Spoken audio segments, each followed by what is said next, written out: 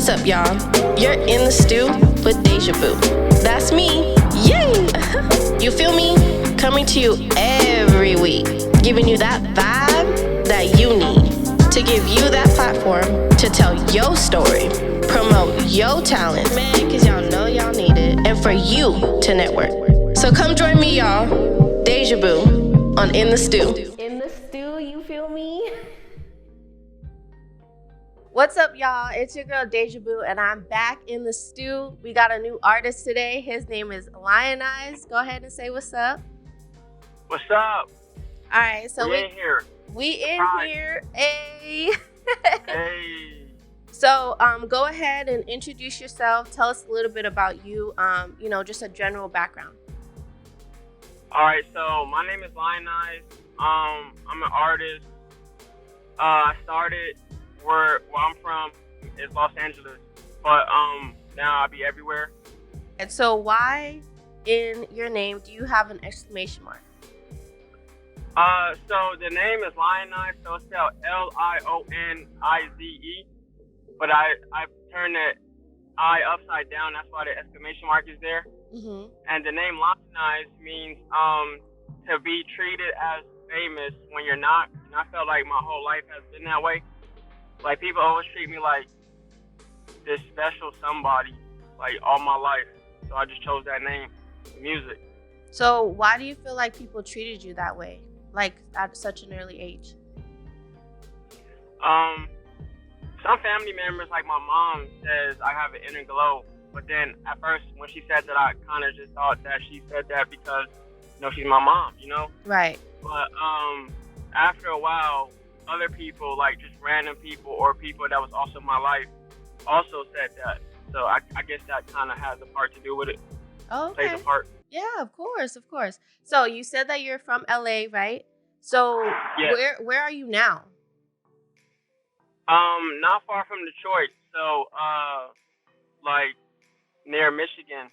Okay. So I what? have a show coming up in Detroit, so that's why. Oh, okay. But you're currently like living in LA. Yeah. Okay. Yeah, I live in LA, but I like travel all the time and shit. That's cool. So you said that you have a performance, right? So what's the performance? What you gonna be singing or rapping? Like, tell us a little bit about the performance itself. So I had a performance back in Cincinnati, and then I did this song called Sand Money, Mm-hmm. and the people went crazy for it. So I'm thinking to do Sand Money again in Detroit. It's on the 28th, so that's Friday. Mm-hmm. And then I also have another song called Till I Make It, and I'm also gonna do that one. Okay. So Yeah, it should be cool. Yeah. how long have you been performing? Since there's a pandemic, I know a lot of showcases and concerts and stuff been like kind of on the low key. How many concerts have you done this year so far? This year so far, I'll say like 4, almost 5. Damn, and that's out of California? Yeah. Okay, damn, because I was going to say. There's really any place, because you're from LA, you know what I'm saying? So Right. there's not really that much places in LA that's booking. Everything is temporarily closed. Mm-hmm. So yeah, I'll be traveling and stuff just That's to like what's up. perform. That's what's up, though. How does it feel to be like traveling and hearing people like know your songs? Like, what is that experience like for you? It's pretty good. On this side, they don't really like know me like that. So when they, see me perform, and then, it's a good feeling when they ad-lib certain lines, Mm-hmm. or when they just like bob their head and go crazy. That does something to me, it has a positive effect on me. Right. Because I'm just thinking I'm an ordinary person, but like it's just a good thing being up there and all eyes on you. Right. Do you ever get like stage fright, or like what was the worst experience you had while on stage? That's crazy. I need to hear a funny story or something. When I first started, I got there and I literally froze. Like I saw all these eyes on me at the same time. Uh-huh. So I kind of froze, and it was like a shocker. But then I was like, well, I'm already here. I'm already here now, so I might as well, just show out. Uh-huh. But it wasn't so good. I'll say that. But you got over it. Now you performing all the time. So like, what's the best feeling while you're on stage? Yeah, it's just a beautiful experience in general, to be honest. Music to me is beautiful. Mm-hmm. Like, that's why I did it in the first place. Right. So just being a part of that and just seeing the people like have certain reactions to me, Right. that's like the most beautiful thing in the world. That's the best part. Okay. So one of the things that you just said is that not a lot of people, on that side, on the East Coast, Central, don't really know you. But after you perform, do they, like, bro, what's your Instagram? Like, I fuck with you. Like, do they be doing that to you, or is it kind of just? Yeah, they do. Yeah, like, I'm a versatile artist in general, so I can like say some lyrical stuff, and I can like make a drill song. Mm-hmm. So like, it really depends on like what I did that night. Right. So like, for example, one person after I did like a lyrical song that's more like a boom bap or a hip hop sounding song. Uh-huh. Like, he was a total stranger, but after performing, I left the stage, and then he shook my hand or whatever, and then he said, I like that song, blah blah blah. I like all your songs. Mm-hmm. And then it's like that. Yeah. That's what's up. Hey, that's a part of you, like, networking and growing. Like, that's just gonna be dope, especially like, you taking advantage, you traveling, and you getting your name out there on the East Coast. Do you know, like, on Spotify, like, what your top 3 like cities are that fuck with you?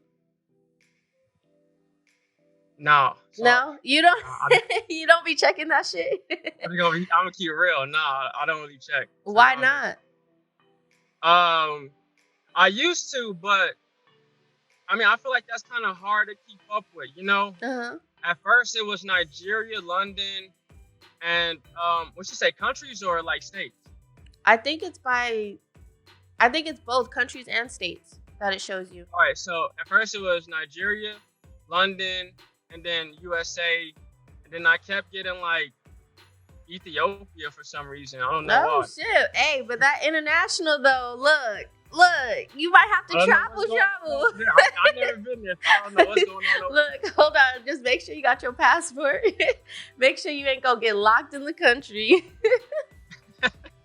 Look, just take super precaution.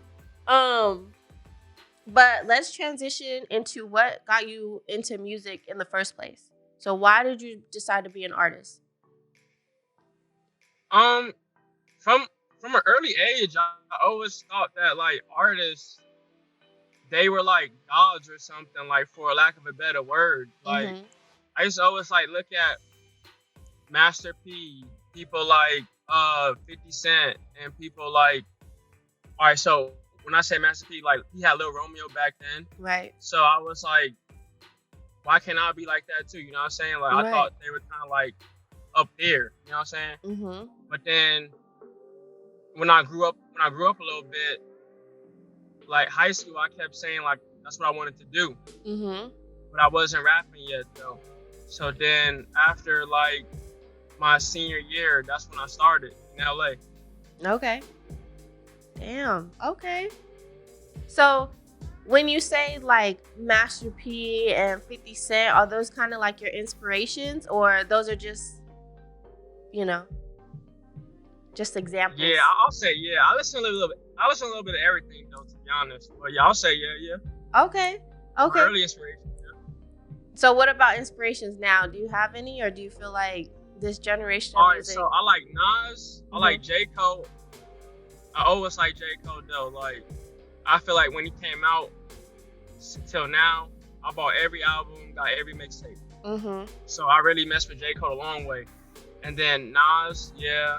And then Jay-Z when he was in the 90s. So when he had like Reasonable Doubt and all that, Right. that Dead President joint, I like that.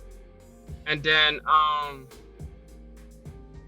for the new school, one big artist I liked was XXXTentacion. Right. Mm-hmm. And then there's a couple of new school artists I like though. But yeah, those were like my top 4 though. Okay. So how do you feel about the the rap scene now versus how it was before? No comment. What? What? Is that a good thing or a bad thing? Oh, it's a good thing, but like I don't know. I don't want to say like I don't want to say like I could say something and then somebody might take it the wrong way. You know. True. You always gotta watch what you say, especially with this whole, people be really sensitive these days. So. Yeah, PC culture. Right. Nah, I feel that. So when we were talking, when we were, setting up this interview, you had sent me the song "It Is What It Is." So that's the only song that I have, but I know that was, a few songs back. So what songs do you have out now that you're really pushing? I don't really have. All right, so there's some songs that are like the early versions floating around, but like I don't really have like the on point versions that they haven't dropped yet. Oh, okay. My plan is to get the redone version of Sam Money, like the official one, till I make it and all the others done, and then I'm gonna perform those two in Detroit. Okay. Take it from there. And then my plan is I have like this lyrical sounding song with another artist of mine. Well, he's not my artist, but we like collaborate. Right. He's pretty cool. It's called Suffering. So when I get back to LA, I plan on like performing that everywhere with him. Okay, that's what's up. And we fucking open back up June 15th, so that's just gonna be popping. Somebody had a motorcycle. What'd you say? I said, that we open June 15th, so clubs are gonna be popping, concerts are gonna be thrown. Yeah, I know. Yeah, that's exciting. So what else? What other shit that you got popping? You have an album coming out? You have any more shows? Yeah, a lot of shows coming out. Coming up. I mean, singles coming out. I might do like 2 mixtapes, and the album will eventually get done. Yes. But you're just flowing out mixtapes right now. Yeah, and singles. Okay, I mean that's a great start. That's what I'm talking about. So on your cover for "It Is What It Is," you have like a snake, right? Like going through it. So why is that snake in there? I feel like that's significant as fuck. Yeah, hold on, wait. All right, hold on. All right, so, hold up. You good? Okay, so I know that was coming. I knew that. I knew somebody was gonna bring that up. So, there used to be this saying called "the green snake under the green grass." So the song is talking about like snakes, basically, like fake people that say they down for you, but they not. And then it's like those kind of people that smile in your face, but like, hot in the head. And they can shake your hand, but at the same time, they're not really down for you. Exactly. That's what it is. That's what it's about. So when you wrote that song, were you experiencing, snakes in real life? That's what made it? Definitely. Till this day. So how do you deal with stuff like that? Like as an artist, isn't it frustrating to have, people who thinks that's down for you and then turns out like not? Like how do you process that? How do you deal with that shit? So when it happens at first, it's kind of frustrating. But then when you weed out the snakes from the real people, it becomes a lot easier. Right. Do you have a team that you work with, or you do everything by yourself? I mainly do everything by myself, but I do have like people that I reach out to that gets things done for me. So yeah, so I have like people like in all different countries, like Russia, Greece, in America, London. So yeah, like I have like a team of people. Yeah, that's what's up. So those people in like Greece and London, do they have like different sound? I guess because they're talking about like producers, right? That give you beats and shit. Producers, like artists that make cover art and all that. Okay. Like PR people and a few other things. Yeah. Okay. So what is your goal for the rest of this year as an artist?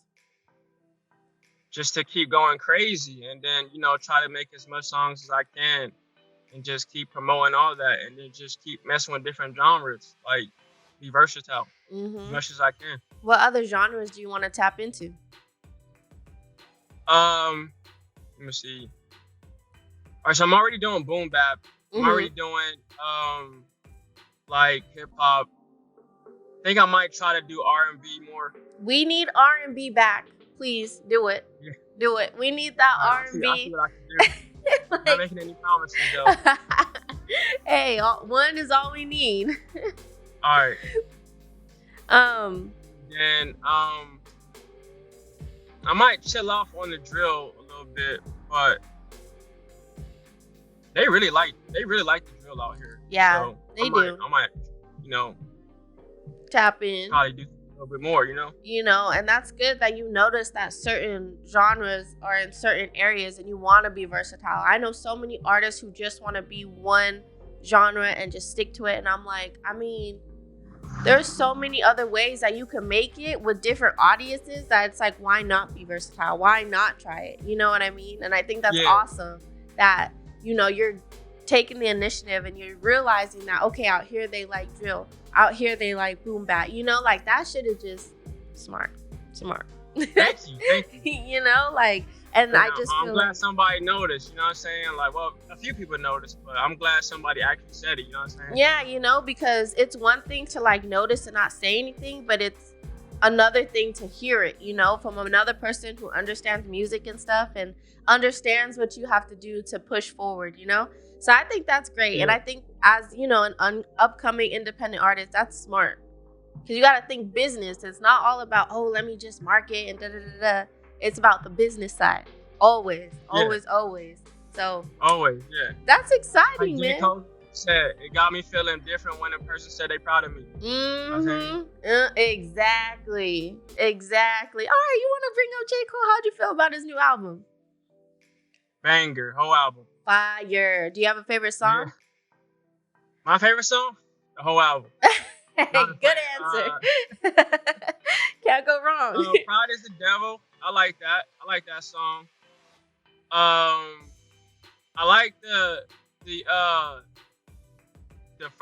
one that he put out first.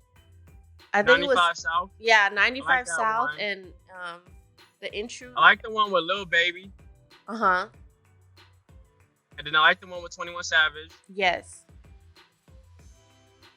He had a bunch, like, to be honest. Like, I'm gonna keep naming stuff. Right, but that whole album, whole album was fire. Like, I'm not gonna be like, I'm a J. Cole, diehard fan, but that shit was cool, bruh. Like, he did his thing. He did his fucking thing, man. So, is there anything else that you wanted to touch on in this interview, before we wrap things up? Anything you want to tell your fans, your audience? The pride stayed down. Like, I'm making plays. I'm figuring all this out. Hey, you will. And new singles dropping soon. And performances coming up. Yes. In LA. Being there. No, LA. Stop shouting out now. I'm just kidding. LA, yeah. Oh, y'all forgot, yeah. Power on the 6. Hey, turn up. LA, Los Angeles, we in here. Palm trees for life. Palm trees for life. Good beaches, good weather, good everything. Look. See, you need to come back. You're over there in Detroit, talk about, Detroit. Nah, nigga, bye. You better remember where you from. I remember. I never forgot. I would never forget LA. Nah, that's where I live. That's where I'm from. That's why I still live there. Right. Nah, I'm just messing with you. I gotta get a laugh in there too. But like I said, thank you so much. I know we had so many technical difficulties with this interview, but I'm so glad that you hopped on. You got to share your story. I'm so excited for your growth, man. Like, even just talking to you right now, it's like I can see that you're smart. I see that, you're doing every interview. It's like different, but I just want to see that I see it, and I see it, and I think that you're smart and you're taking good approaches. Because I would tell you right now, I'd be like, sir, I'm going to need you to step back. You feel me? But everything everything that you're doing is spot on, and I really feel like you are gonna make it. Even though I've only heard this one song, I know all your other shit is probably bangers. So once you get back in LA, you better hit me up. Let's set something up. Let's see. I want to see you live. I want to be in the front row. That's my nigga. You feel me? You gonna screen a prayer for me? Right. I'm gonna be that one. Okay. I'm gonna be that one. I know it's you. Right. I'm coming. You feel me? But yes, like I said, thank you so much for joining me, and you guys stay tuned for our next episode next week. In the stew, you feel me?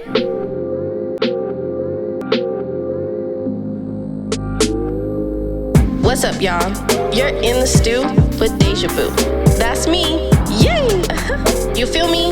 Coming to you every week, giving you that vibe that you need to give you that platform to tell your story, promote your talent, man, because y'all know y'all need it, and for you to network. So come join me, y'all. DejahBoo on In the Stew. In the Stew, you feel me?